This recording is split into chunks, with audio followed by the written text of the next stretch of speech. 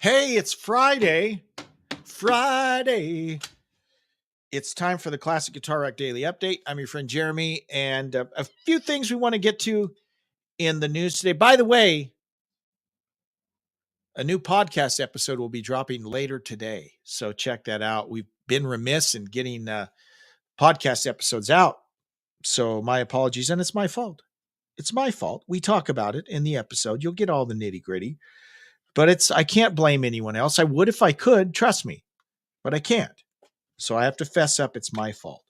But stay tuned for that. Some sad news to start off with. Steve Riley, the former drummer for Wasp and LA Guns. He actually was in Steppenwolf in the late 70s for a while. I think he was in Keel for a while. He has died at the age of 67. Steve Riley. Quote, "We are devastated to share that Steve Riley has passed away at the age of 67. Riley's family confirmed in a statement shared with Blabbermouth.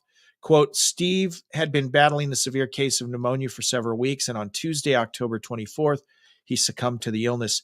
His wife, Mary Louise, and son Cole were by his side, his final moments." So our condolences to the family of Steve Riley. I was kind of familiar with the hits, right, from Wasp and LA Guns. Never have dug deep.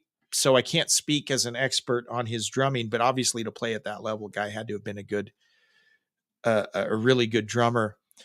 One final quote: "Steve spent the past 5 decades building up a rich music legacy, touring the world countless times, selling millions of records, sharing the stage with incredible bandmates, and bringing joy to fans across the globe.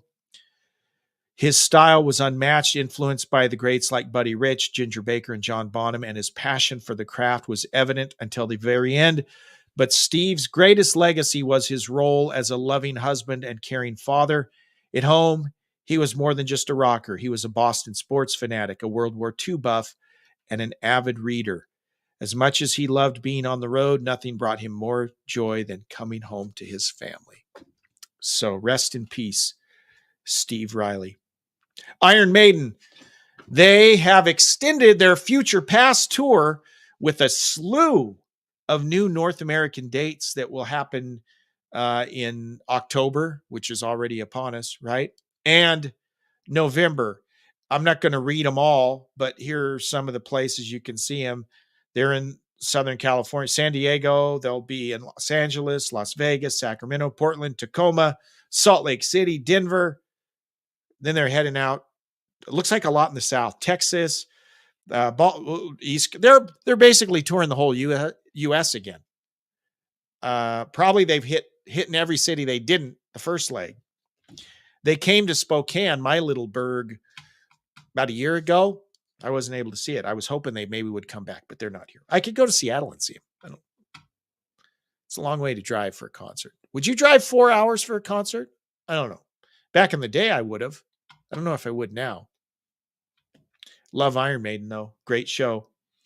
The Police are in the news, and I'm not talking about woo, woo, woo, those Police. I'm talking about the band, The Police.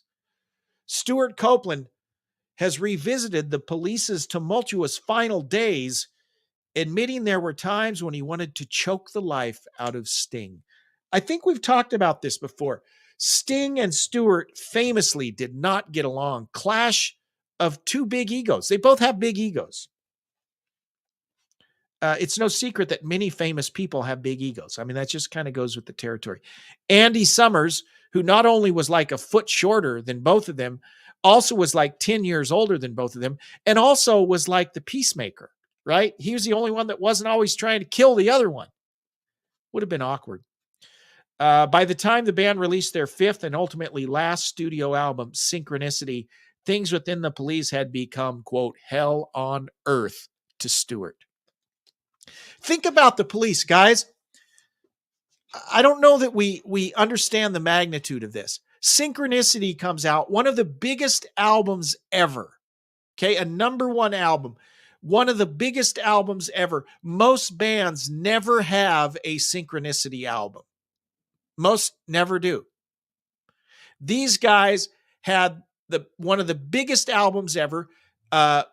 probably the biggest album of the 80s, and they broke up. I mean, they're at the very top and they break up. Never did another studio album. Crazy. Copeland, quote, "It was a very uncomfortable place and we drove each other crazy." This is from an interview with the New York Post. "We now understand where all that tension came from. And in fact, given that understanding, I'm very grateful that we got as many as 5 albums out of Stingo." He calls them Stingo. Out of Stingo, I guess it is. Not Stingo, it's Stingo. "We got as many as 5 albums out of Stingo because by then he had a very clear idea of how the arrangements should go." He further notes that much of the discourse between he and Sting stemmed from differing opinions on the band's direction. It's the famous musical differences. It breaks up all the bands. He jokes that the band's breakup ultimately prevented a frontman homicide. And I don't know if it was just him that was plotting the homicide or if Andy was in on this. I don't know. He further noted that the moments he really erupted at Sting were when the singer gave notes on the drum parts. Quote, "The times when I came the closest to homicide, the times when it became absolutely critical that I choked the life out of this man, were when he would come over to me and tell me something about the hi-hat." I mean, how would Sting have liked if Stewart went over and told him how he should play the bass? Would that have flown? I don't know. But hey, it was one of those things, lightning in a bottle. That's a common scenario of bands. The musical differences thing and all of that. And to be honest, it's a luxury that, and when I say fat, bloated rock stars, I don't necessarily mean physically fat and bloated. I mean fat and bloated bank accounts, because no one in this police were fat and bloated physically, but they all had fat, bloated bank accounts. This is the thing that only fat, bloated bank account bands have, I think. Other bands, when they actually have to scrap and scrape, they find a way to make it happen. It's usually not, it's like when you give the football players all the money, right? Once you paid Russell Wilson, he sucked. Brock Purdy's doing really well. Once they pay him money, he's going to suck. Now, how did I get off into sports? How did I get into sports? It's the same thing though, right? Once they hit the mountaintop, well, then they don't have anything to worry about. There's nothing to fight for, nothing to struggle, scrape and scrap their way to the top for.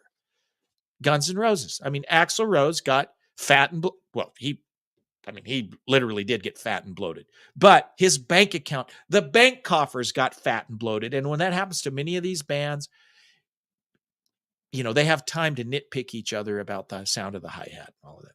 That's just my own personal thoughts. That'll be in a forthcoming book. Not written by me, but someone will write that book. In a new interview with this is exactly what we're talking about. This is exactly what we're talking about. In a new interview with the Manchester Ink Link, King's X frontman, was Doug Pinnick the frontman?